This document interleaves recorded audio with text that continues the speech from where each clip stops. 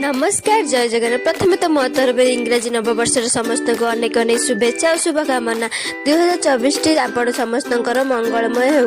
आम सकाल भागर रेडी टे बाहर बाबा आखंडलमणि के दर्शन पाई जाऊ जाऊ देखिलु जे आज रोड एते जाम। सोमवार जेहेतु बाबा आखंडलमणि के बारे तो भिड़ लगी था। नुआ वर्ष दीर्घ 2 घंटा अपेक्षा करके भिड़ कमिले ना। लास्ट को गाड़ी रखिकी चली चली जावाक आमको पड़ता।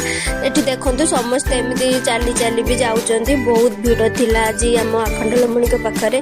एबे आसिक मंदिर पाखापाखि पहुंची गलुनी। मंदिर पाखक जावाई बहुत कष्ट। शेष बहुत कष्ट को पार करके आम जाकि मंदिर बेड़ारे पहुंची गलु। बेड़ा मध्य दर्शन करके भलरे भलरे एबे आम खुशी तापर बाहर घर को जावाई। घर को आसु आसु बाटर पड़ा मोर स्कूल। बहुत दिन पर स्कूल को देखी मन पूरा खुशी हो गला। एठी हमर केते स्मृति सब लुचि रही मानक। मोर जदि आज वीडियो भल लगी तो सब्सक्राइब निश्चय कर।